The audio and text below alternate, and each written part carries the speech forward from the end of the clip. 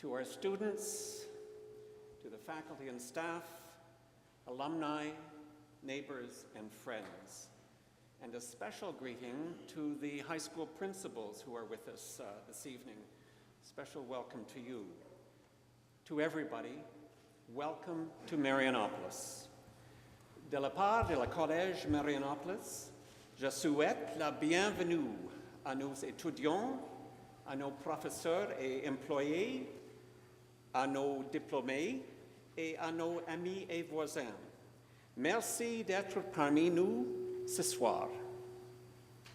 My name is Brian Webb, and I'm a sociologist and former member of the Marianopolis College faculty. It is my very real pleasure to be the Master of Ceremonies for this centennial edition of the Speaker Series. Before we begin, let's have a warm round of applause for our musical entertainment. Alex.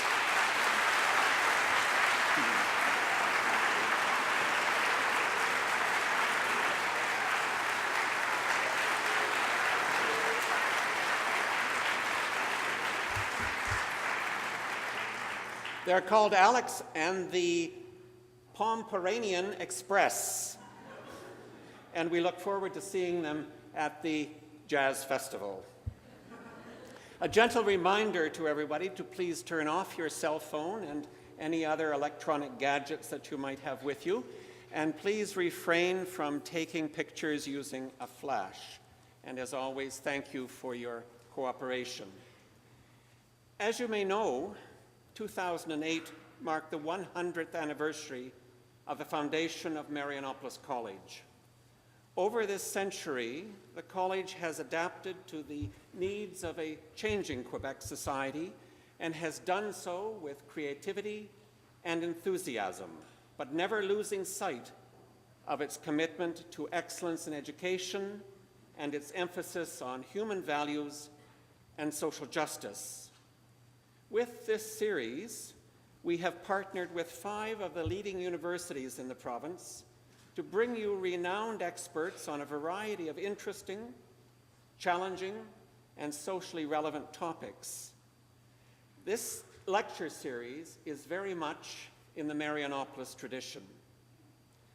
Before we hear from this evening's guest speaker, I'd like to introduce Mr. Len Evan, the new Director General of Marianopolis College. Mr. Evan, a former Montrealer, has come back to his native city after spending a number of years abroad in the Netherlands, where he was director of the Leiden campus of Webster University, which is, by the way, the United States' largest graduate business school. Mr. Director General.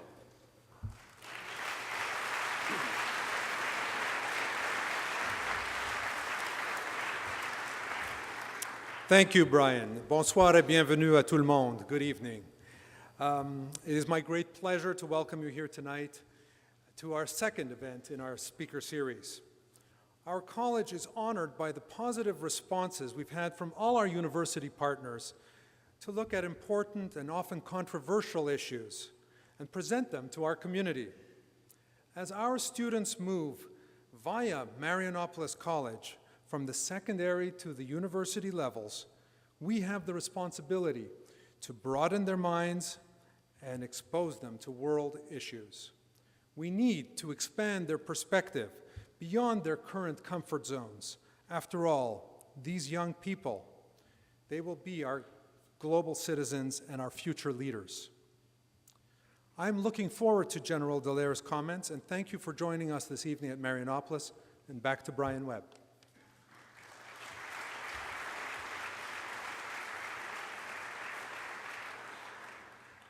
Thank you, Mr. Evan. Our speaker tonight comes to us in collaboration with Concordia University, whose support has enabled us to offer this lecture to you at no cost. Un gros merci à la Université Concordia, notre commanditaire et collaborateur pour ce soir. Tonight's speaker is the Honorable General Romeo Dallaire, Senator. General Dallaire has had a distinguished career in the Canadian military, achieving the rank of Lieutenant General and becoming Assistant Deputy Minister in the Department of National Defense. In 1994, General Dallaire commanded the United Nations Assistance Mission for Rwanda. His book on his experiences there, entitled Shake Hands with the Devil, The Failure of Humanity in Rwanda, was awarded the Governor-General's Literary Award for Nonfiction in 2004.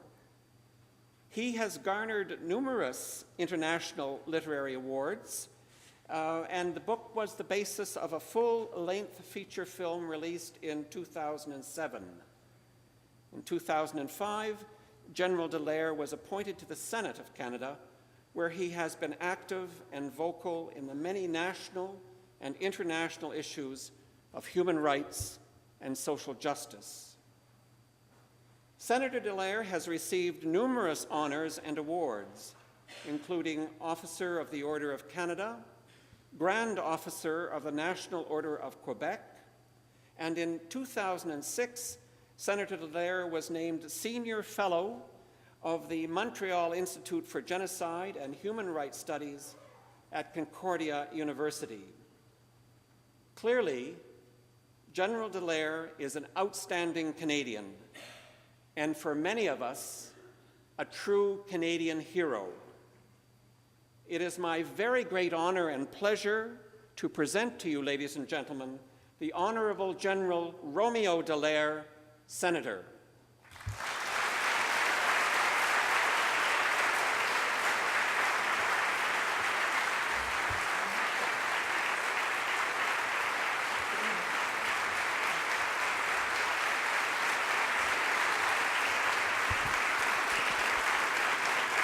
Thank you very much. As the screen comes down, I hope you can hear me and also see me.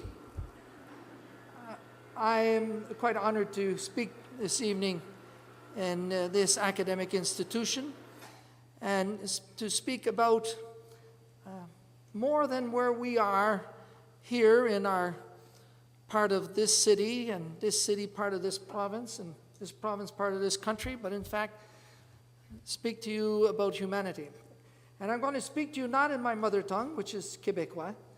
I am going to speak in a North American version of English that I learned living in East End, Montreal. If you know East End, Montreal, all you have to do is look at the skyline and where all those stacks are burning excess gas in the middle of the oil refineries. That's where I lived as my father, a career soldier, we lived in veterans housing there.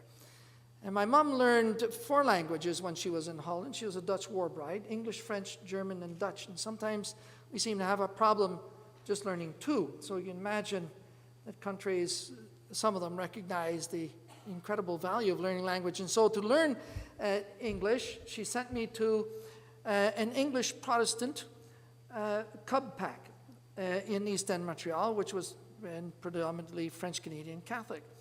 And in the cub pack, the young Sixer was caught with this boy who didn't know how to speak English, so they taught me a rhyme so that I would be able to say something if the leaders would come by.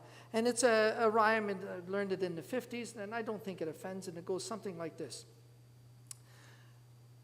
When you're out with your honey and your nose is a runny, don't think it's funny, because it's not.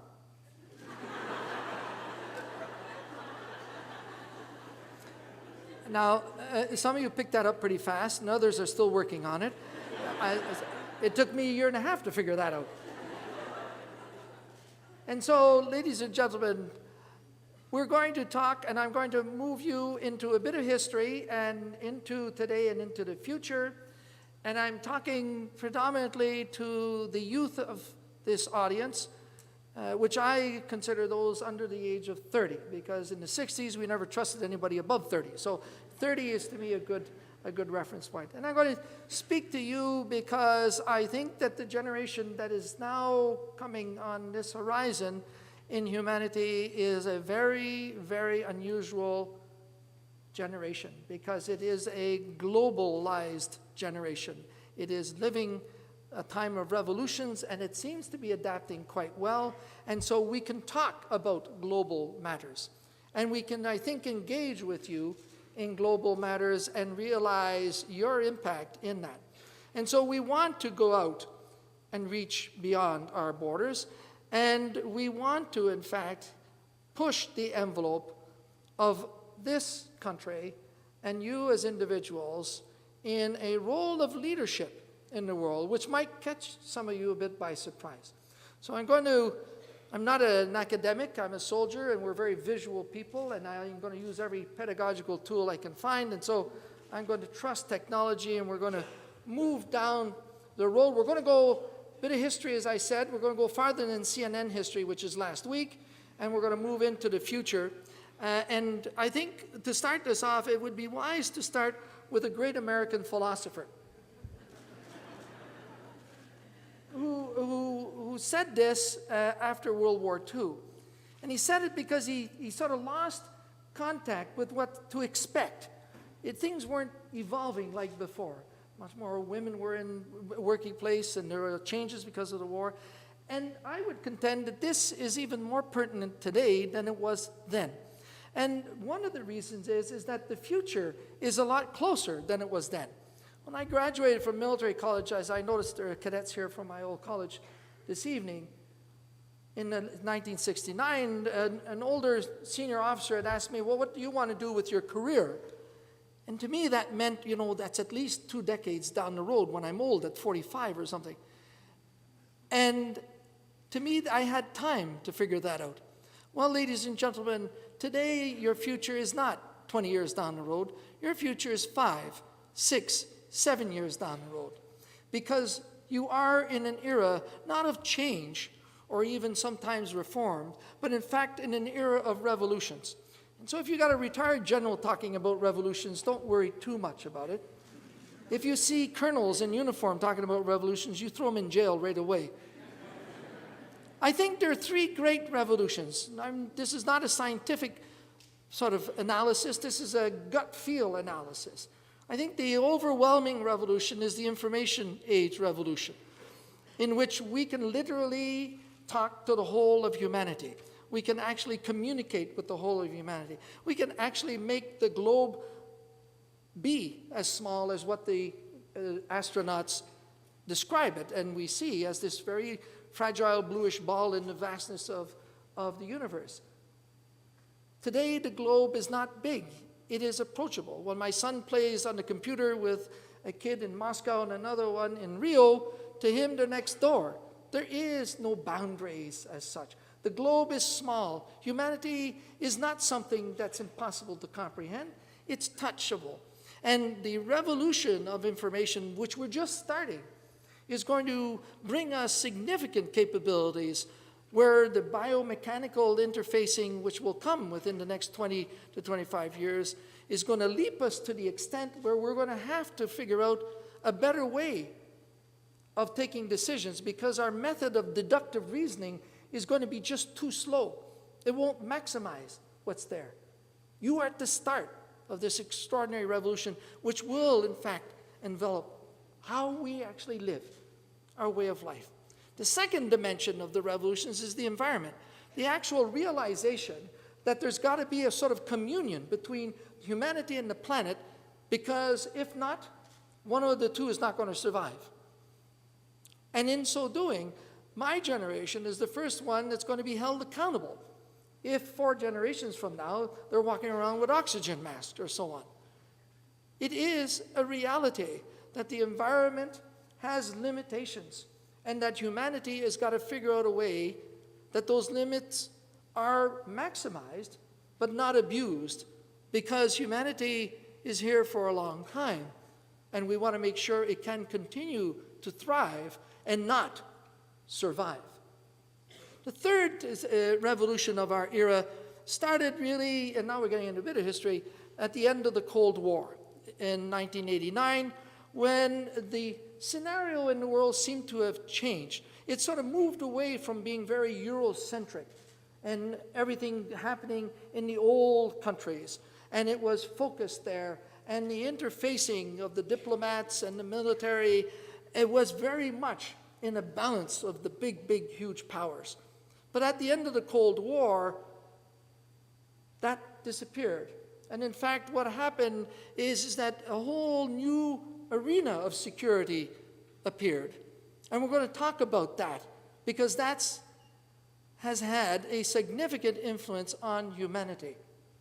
Far more than our mutual destruction that we had if we ever went nuclear during the Cold War.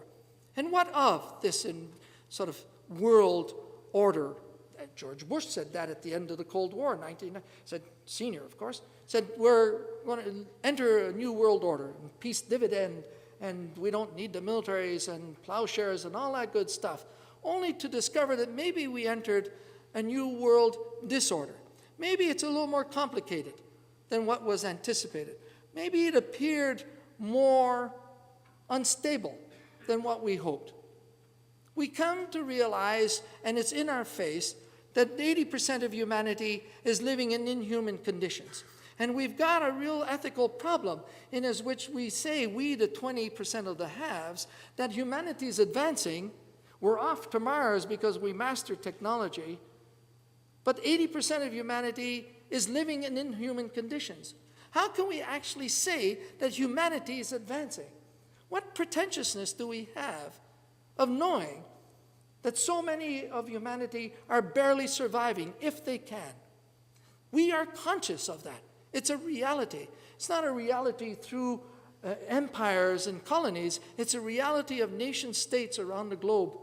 And through the body of the UN being so conscious, and with the systems we have now where we can't hide from that reality. We've seen over the last nearly 20 years that we could push the limits of inhumanity in not only wars and civil wars, but ethnic cleansing and even genocide. What happened to that never again slogan? What happened to the post-World War II, the post-Holocaust? Did somebody lose something there in as much as we were able to actually witness genocide in our time?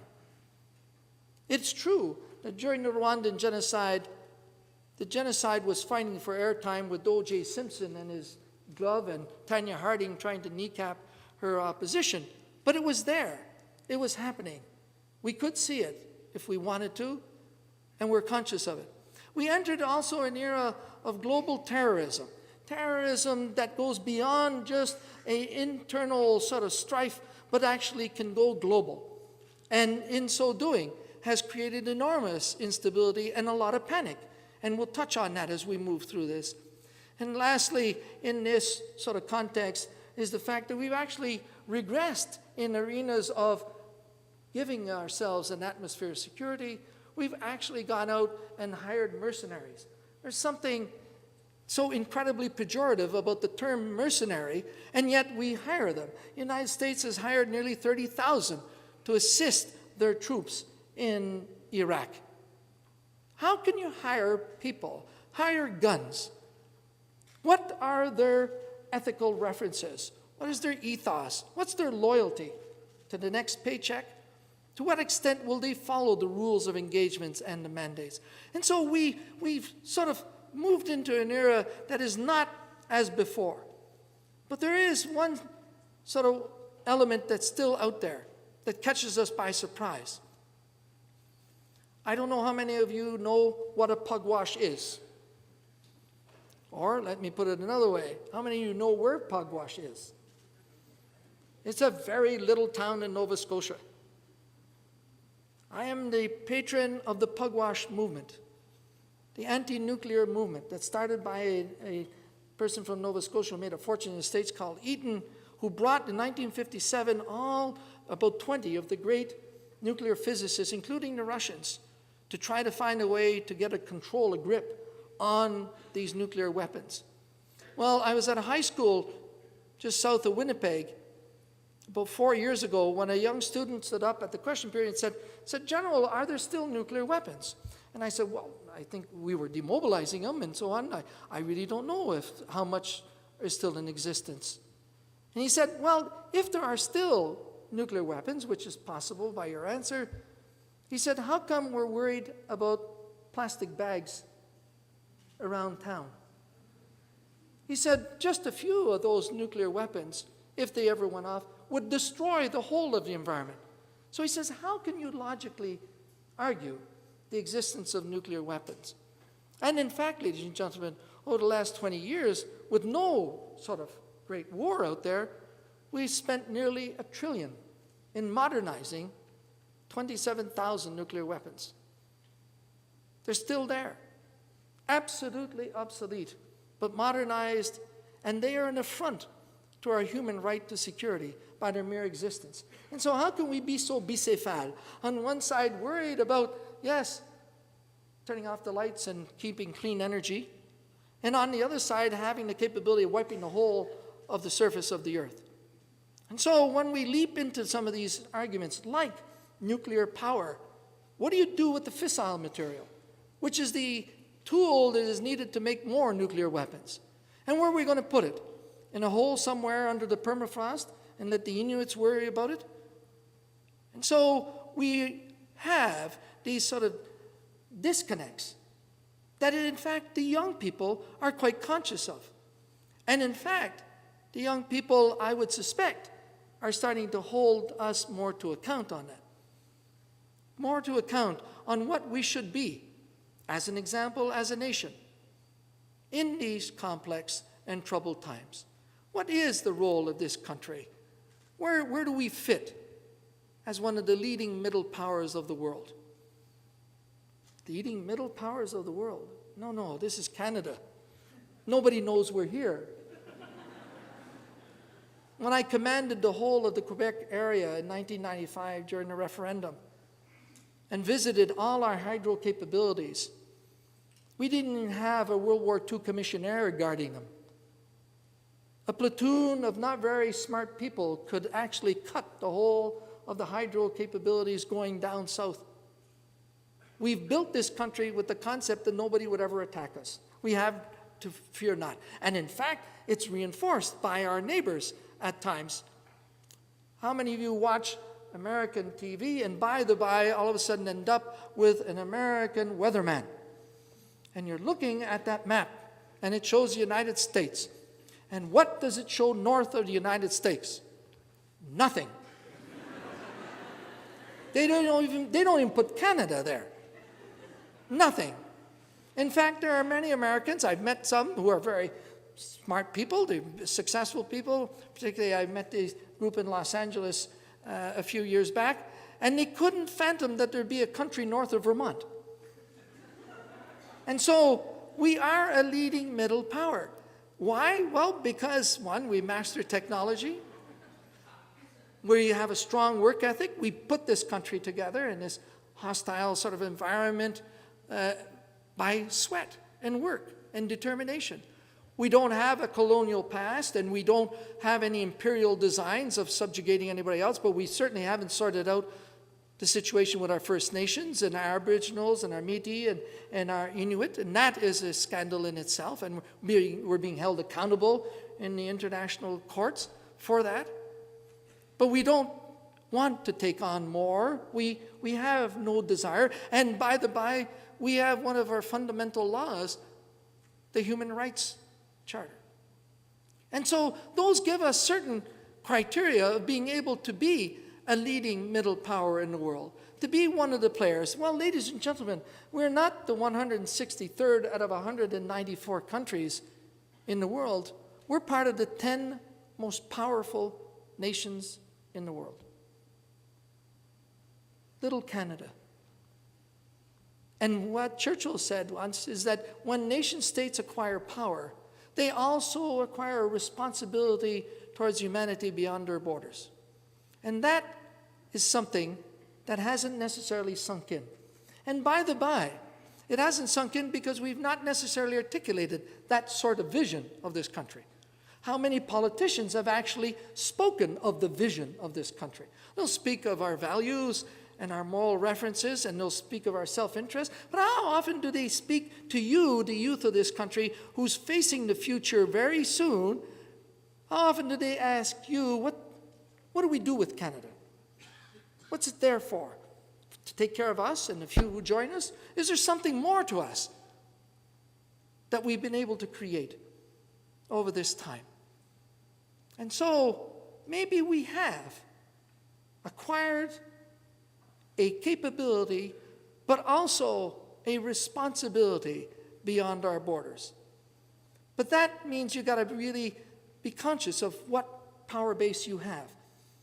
And again, those of you who are under the age of 30, 18 to 30, who can vote, you represent 35% of the voting population of this country. Yet barely 15% of you vote.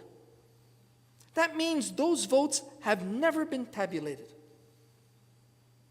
Ladies and gentlemen, you under 30 hold the balance of power in this country.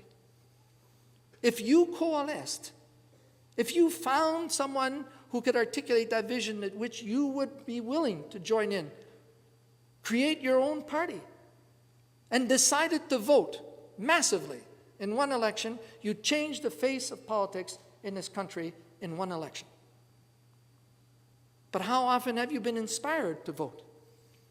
How often have we tried to bring you to that level of responsibility of one of the leading middle powers in the world? Well, not very often. We have been very well managed as a country. Look at how we're sort of working our way through this even difficult economic time. We have been well managed, but we have not necessarily been well led. We haven't necessarily gotten that sort of spirit of where we want to go with this thing. And who's leading it? And what sort of vision is out there? What's our mission as a nation?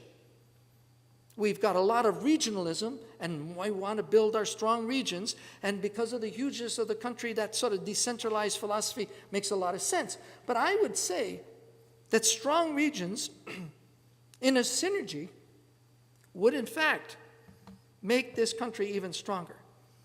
I'm looking for my gin here. The synergy of strong regions. That's the aim. Not strong regions to have strong regions, but strong regions who find a formula to make that synergy create a much more capable nation to take on maybe a vision of the future of the world. So let me throw this date at you. How many of you have been looking at the year 2017? I can tell you that within the caucus where I sit, and I raised that 2 years ago, no one was looking at 2017. In fact, they're looking at tomorrow morning's Globe and Mail articles. That's what they're looking at. But 2017, the 150th anniversary of one of the great democracies of this world, and the 100th anniversary of when it was bloodied internationally in the defense of the right. Both coming together. So what great design do we have? Maybe we could sort of do better than in the centennial one when we built a lot of hockey rinks. Maybe we can do something more dynamic. And I've just thrown a couple there. And I keep hearing this sort of high-speed train from the Quebec-Windsor corridor. I live in Quebec City. That would help me. I'd like that. But why do we limit it to that? Why not a high-speed train from Halifax to Vancouver? It's only engineering. We can master that. And in fact, we could put a lot of those planes out of business. And we might even create and recreate a link again. When you can go at a such much more economic way and quite fast without all the security across this country. And so we're at this point, ladies and gentlemen, where we've got this incredible potential of this youth that looks at the revolutions out there and wants to get engaged, and we've got an opportunity to engage them, but we don't seem to have the leadership to sort of bring it together, articulate it, and focus it. And yet there's so much to do out there. There is so much to do. And so that comes or brings me to you individually. What are your plans in this? Are you looking beyond the next exam? Are you looking beyond your university degree? Are you looking beyond finishing college and maybe doing something before you might go for your university degree? Is there something out there? Well, let me give you a glimpse. Yes, of the complexity, but the optimism. And to my great chagrin, I'm afraid, I'm being limited in time because my lecture usually lasts an hour and a quarter because I got 143 slides. But we're going to do what my Marine Corps friends, when I studied with them, they taught me, we're going to power talk our way through this. And so, this is history, okay? This is history. This is a classic conservative general's dream, eh? Small map, big arrows,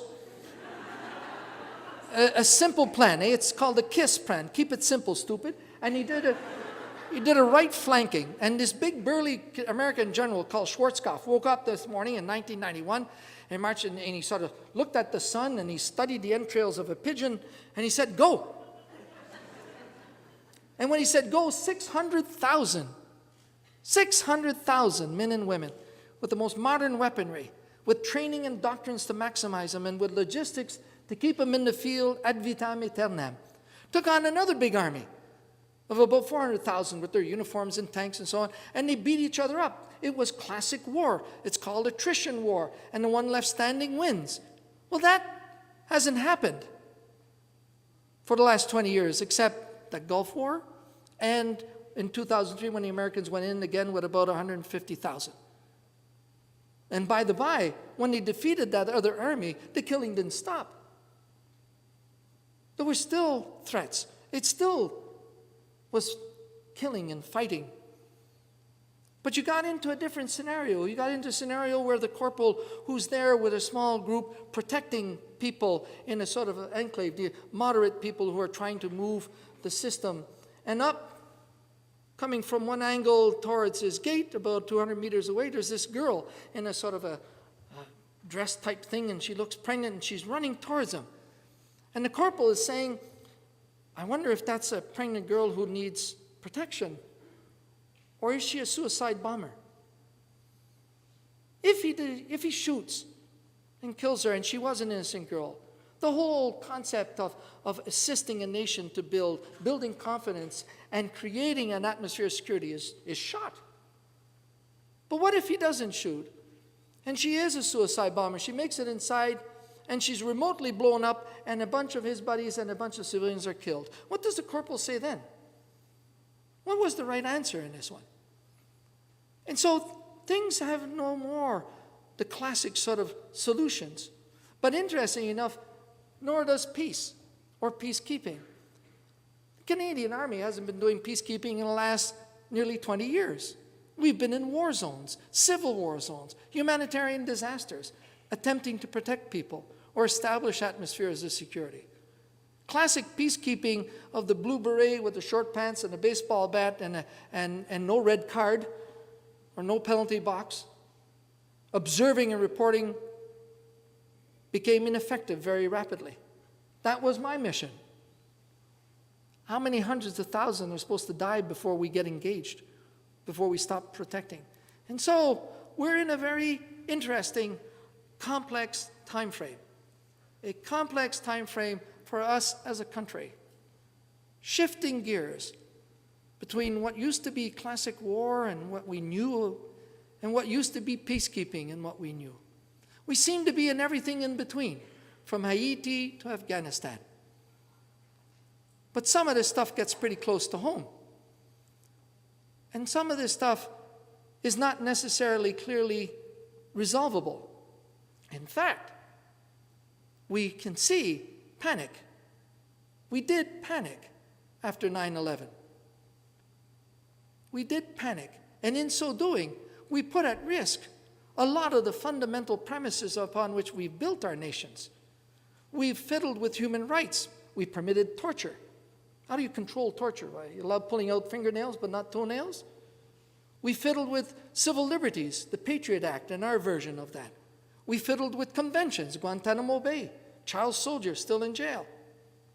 We did that because the other side is not playing by any of these rules that have taken centuries to build.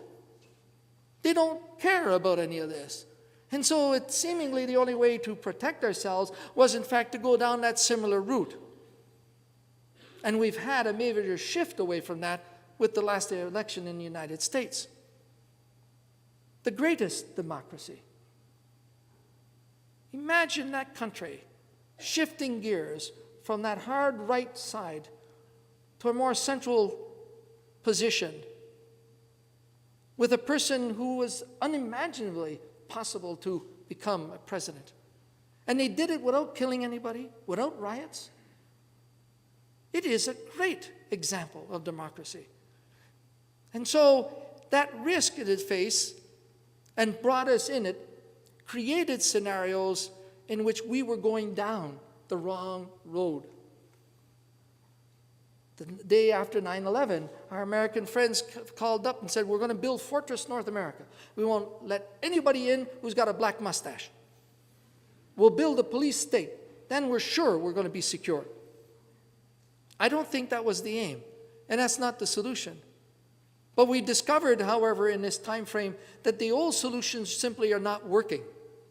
The old methods that what we had don't seem to be meeting the requirement, don't seem to be not only assisting in stopping crises, but in fact, we're nowhere near preventing them. We are not even close to preventing them. And so in this ambiguity and complexity, ladies and gentlemen, you are now going to be taking on leadership roles.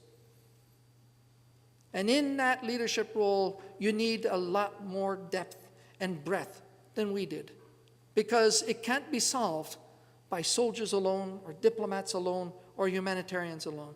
There are far too many complexities, ambiguities that lead us down some very difficult paths of moral, legal, and ethical dilemmas. We've responded over the last 20 years, but we've picked and chosen which ones we want to do. And in so doing, we've put at risk our perception of human rights and humanity. We've had to figure out what to actually do. What do you do when you have to negotiate with criminals in a civil war?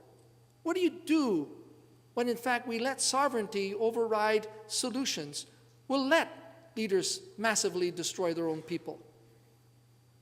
What do you do when you are starting to accept going down a road that the extremists have? And so we are at a time frame where in fact we've created a pecking order in humanity. Are all humans human? Or are some more human than others? Is it possible that there are some human beings that count more than others? I mean, that they're more human than us? Is it possible that we could create a gradation of humanity? I couldn't keep 450 soldiers to protect over 30,000 Rwandans in those enclaves during the genocide. And yet at the same time, we poured 67,000 troops into ex-Yugoslavia. There were more people killed, injured, internally displaced, refugee than raped in 100 days in Rwanda than the 6 years of the Yugoslavian campaign. What criteria did we use to make that decision?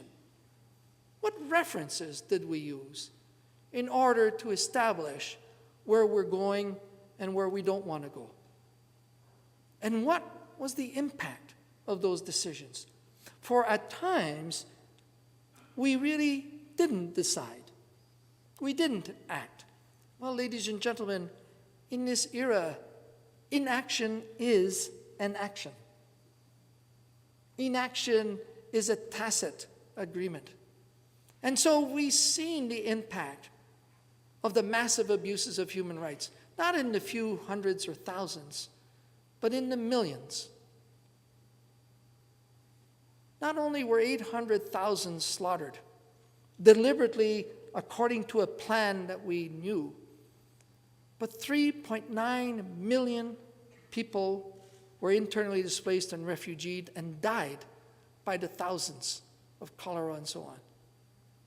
And as if we didn't learn that lesson of maybe how we don't let it happen again, we have now been watching for the last nearly 7 years, 2.5 million people in Darfur starving, being raped, and destroyed because they've been specifically targeted. We have seen pushing the envelope of even using children as weapons of war. Children as a weapon of war. By the hundreds of thousands, we use them. And why use them? Because they're so efficient. There's so many of them. They don't cost much. They're expendable. And you just steal them and use them, and when they're injured, you just throw them away. That started in the late 80s. There are, ladies and gentlemen, in the world right now, in over 30 conflicts. The primary weapon system isn't a high-tech nuclear weapon. It is a 9, 10, 12, 14, 16-year-old, of which, by the by, 40% are girls, who are more useful than boys, because not only are they up front killing and maiming, but they're also, in those male-dominated societies, they're used to establish the bivouacs and the food, and they're the sex slaves and the bushwives. But there's a sin behind that crime against humanity, now identified by the International Criminal Court, of using children under the age of 18, because it's against the optional protocol on child rights. It says no one under the age of 18 should be trained nor used in war or conflict. There's a sin behind it, because when I was in Sierra Leone negotiating to get these kids out of the rebel forces, we could get 10 boys for every girl. But when we got the girls, contrary to the boys who were demobilized and reintegrated into their communities because they're sort of still the warrior thing a bit, the girls were abandoned. The families wouldn't take them back because they've been sullied. The sin is that the girls felt guilty of having been raped and abused. And yet it happens. No one wants nuclear war, and we do everything to prevent it. But we've got all these wars where we're using kids, and nobody's getting engaged. Well, not true. Some of us are attempting to move the yardsticks.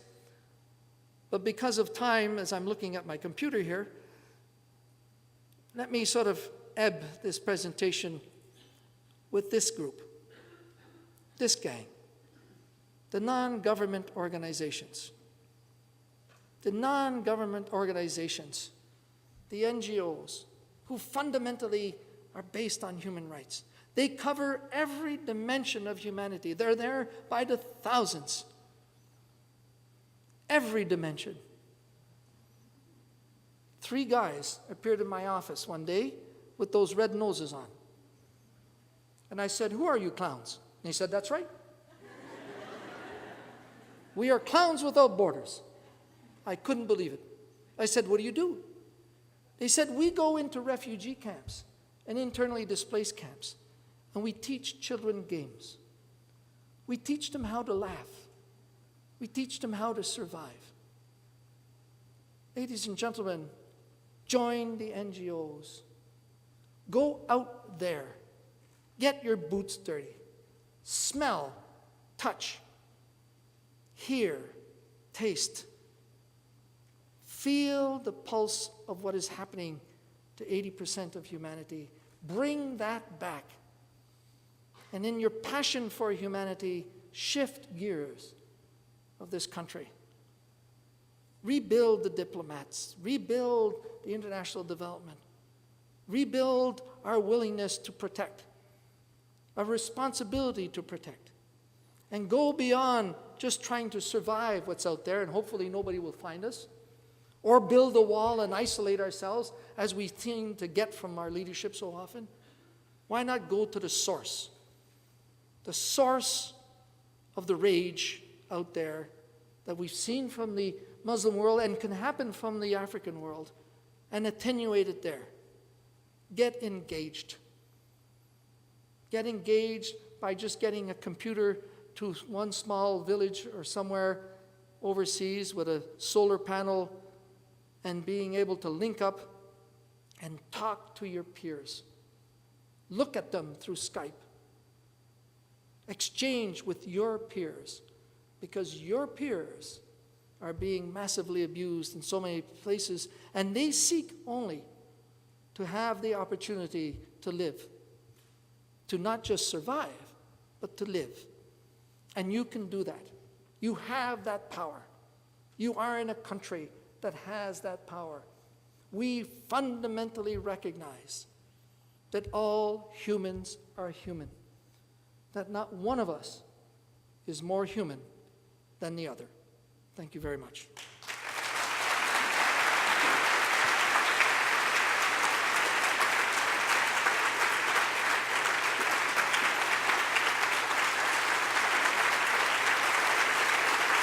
Thank you.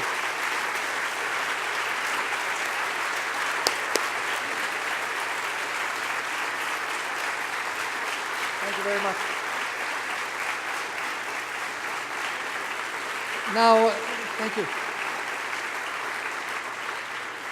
Now that you've had your 2-minute stretch, we can take a few questions. I still got 100 slides that I'd love to go through, but I'm not going to go.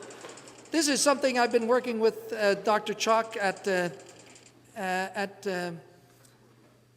Concordia on our willingness to intervene.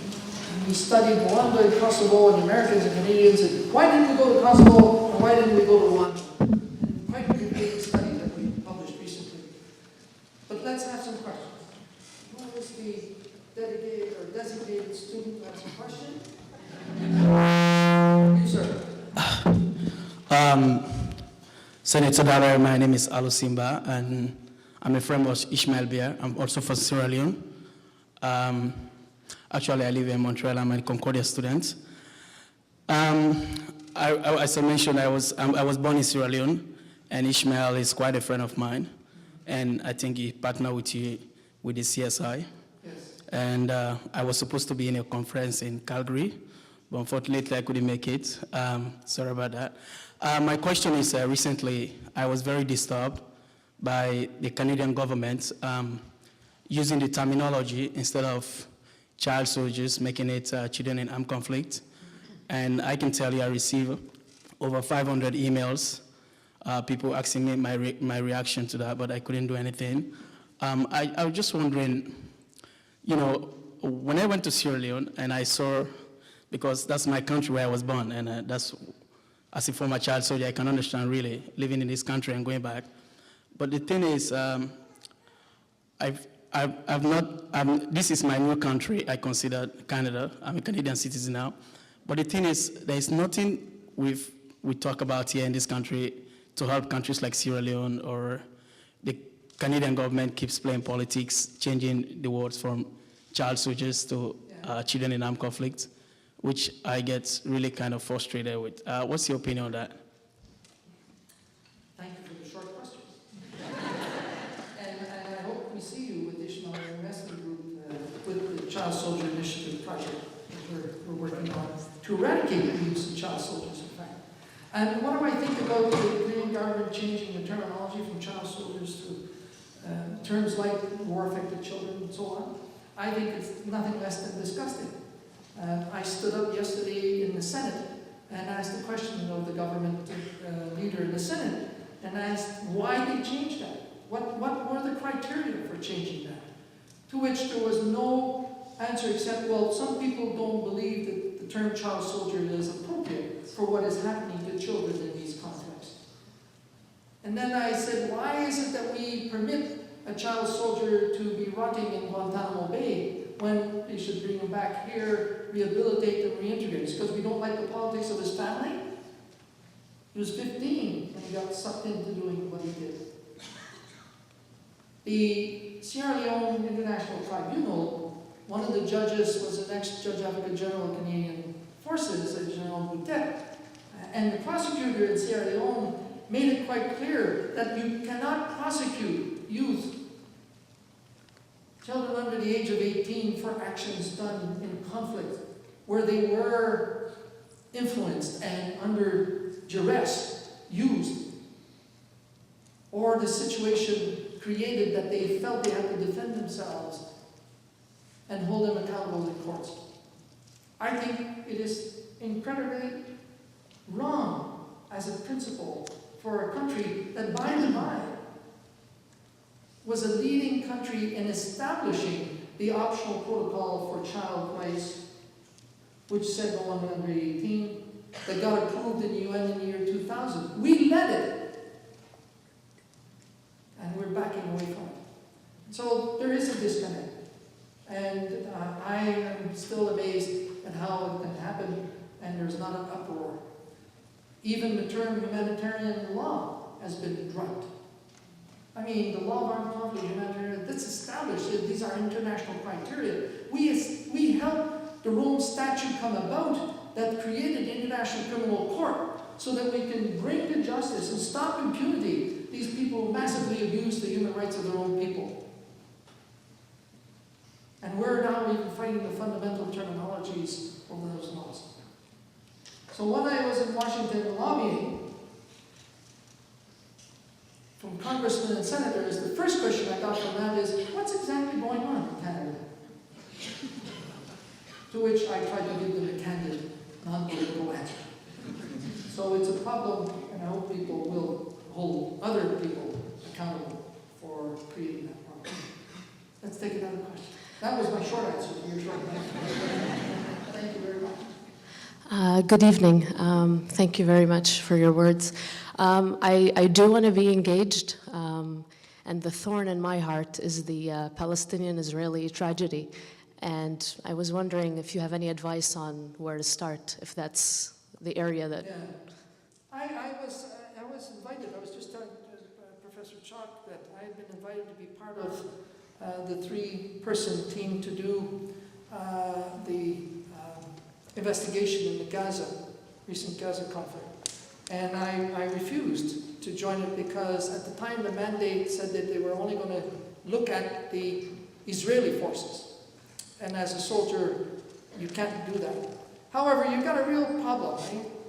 What's worse, a country that permits its soldiers to shoot kids who throw rocks at them, or a society that encourages its kids to go and set themselves up to be shot?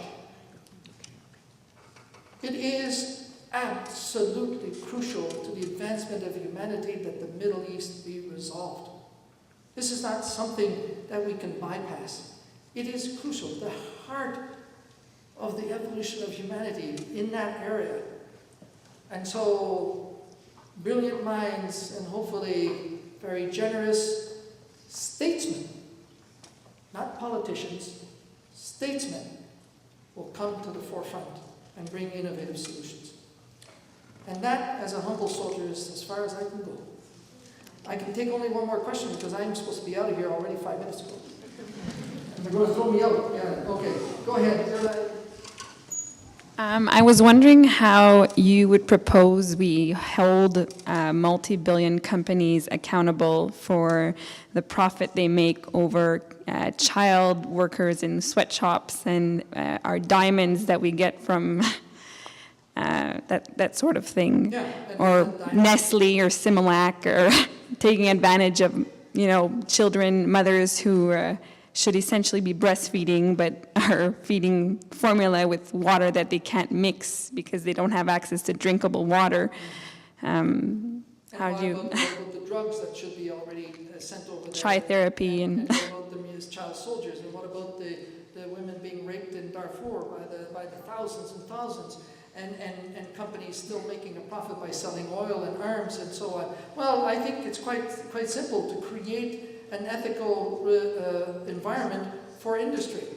And one of the last slides I have says that get involved with NGOs, and by the way, there are a whole bunch of NGOs who work in holding companies accountable, ethical practices, and going after them and raising them. 2 is, in fact, go public with it. Become an activist. I'm not saying take over the Director General's office every week, like we used to do, for an hour only, maybe, lunchtime. But become activists. Where are you? The only activism I'm seeing is either on tuitions or on STAND, which was to stand up, students standing up for Darfur. And that has sort of petered. Where are you? Get out there. and use the incredible power that you have as youth of this country.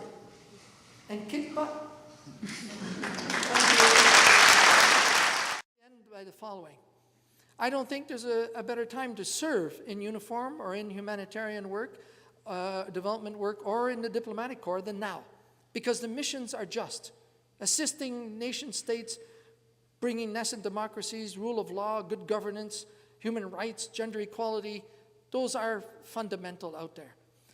But those who serve ask two things of their fellow citizens. One, once you commit them, give them the tools to succeed and have the intestinal fortitude to sustain it. As we've seen the exemplary response by the families of those who come back in body bags. And secondly, when they do come back in body bags or injured, treat them and their families with dignity and respect. And hopefully they don't have to fight again to be able to live decently as injured veterans in this country. Thank you very much.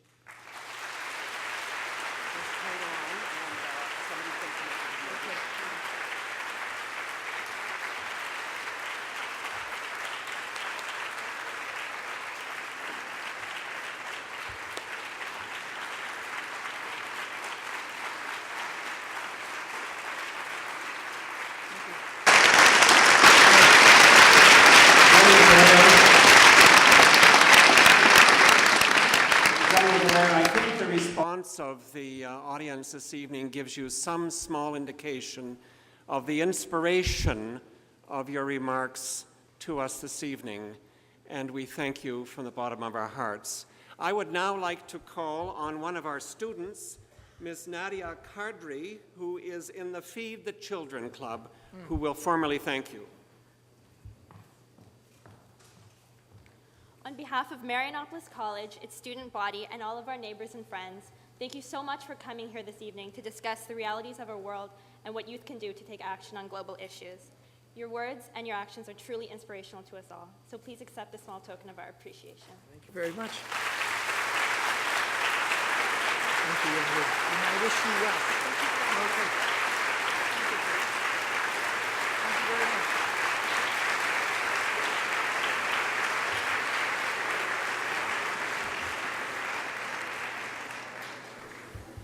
That concludes tonight's lecture, the second in our Centennial Edition series. I would again like to thank Concordia University for their support and their partnering with us on this endeavor. Don't forget that the next evening in the series will be Wednesday, November the 18th, when Suzanne Lalonde, a professor in international law at the University of Montreal, will discuss Canada's sovereignty in the Arctic. Two quick notes. There's a free concert here tomorrow evening at 7:30 featuring performances by college faculty. That should be fun. And don't forget that next Thursday, November the 5th, is the college's Centennial Gala, Luminosity. Plan to join us in celebrating the college's centennial in style. More information is available outside in the lobby. Ladies and gentlemen, thank you for coming. Have a wonderful evening. Merci. Bonne soirée et à la prochaine.